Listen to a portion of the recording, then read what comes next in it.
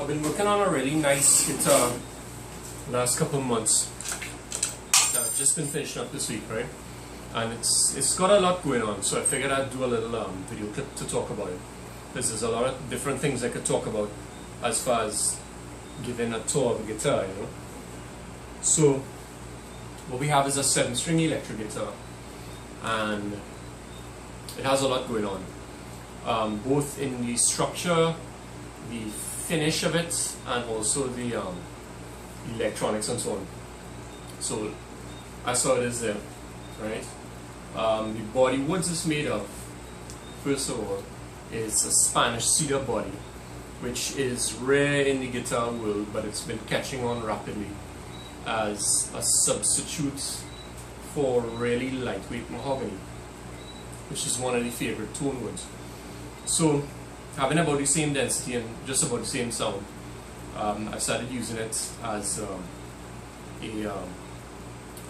substitute for really light mahogany, as I say.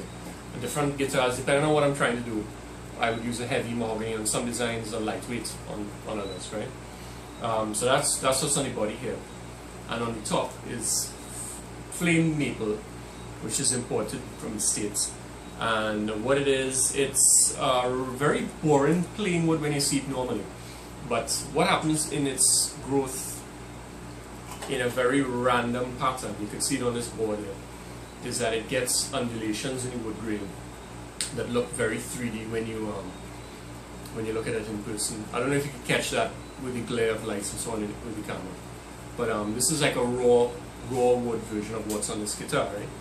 So this has been put on, glued on, and dyed with an amber dye to sort of exaggerate the waviness that you see here.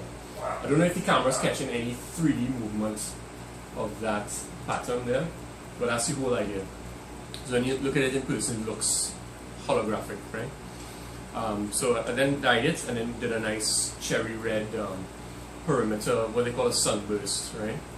And it kind of looks very fruity and lollipop looking in pictures, but this in person is more of a nice blood red, right? Camera picks up red, makes red look a little too bright.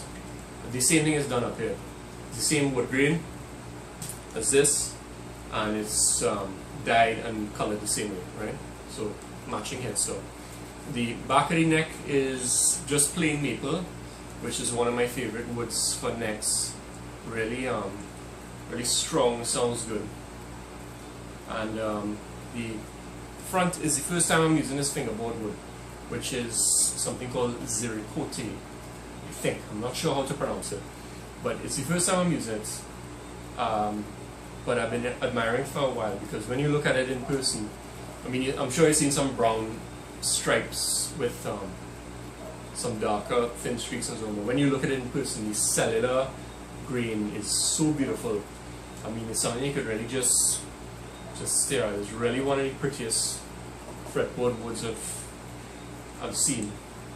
It's about the same density as maple and mahogany, so I sort of substituted it expecting the same tone response. Right, so that's the basic structure of it.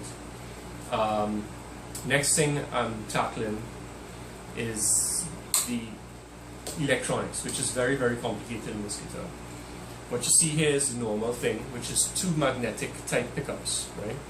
Each of these is a double coil that picks up the vibration of these strings magnetically, right? These have magnets, and as the steel strings vibrate over it, they generate a voltage that goes out to an amplifier, and that's what you hear, right? So that vibration is an exact, captures all the nuances of your playing, right?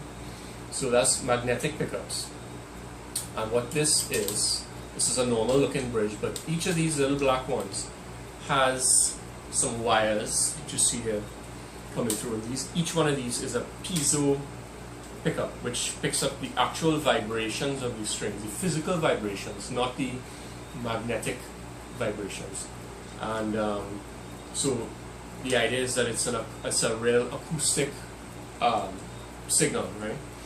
Not that it would make this sound like an acoustic guitar. It's not the idea. The idea is that it's a different type of tone generation for sending to an amplifier and having that manipulate the sound, right? So, two different tone sources. In a way, there's three, right? Because these are in different positions of the string. These always sound different, right?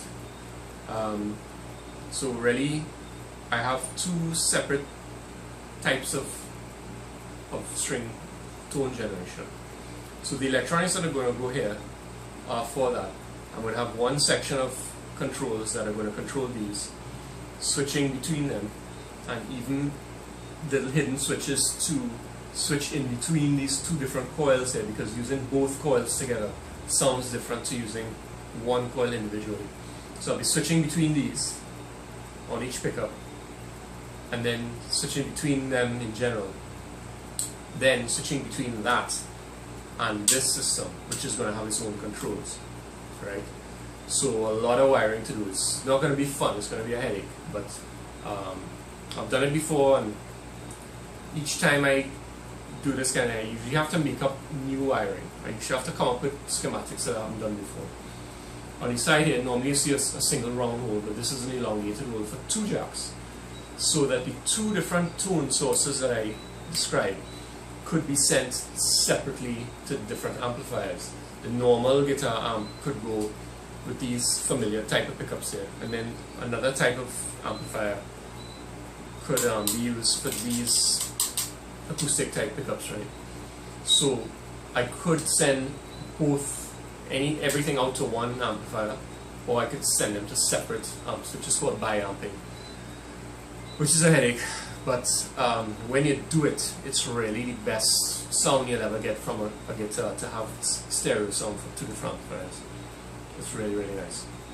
So I'm going to get to that now. Over the next few hours, I'm going to wire. All this is going to be filled with different circuits. And so the next time I do a clip, or next time I put up pictures of this, would be the completed guitar. Either just me putting up still pictures of it, or maybe another video clip when the client comes and plays it, and so on. We'll see. So that's it. That's a really beautiful guitar with a lot going on. So a few things to talk about. Make it interesting.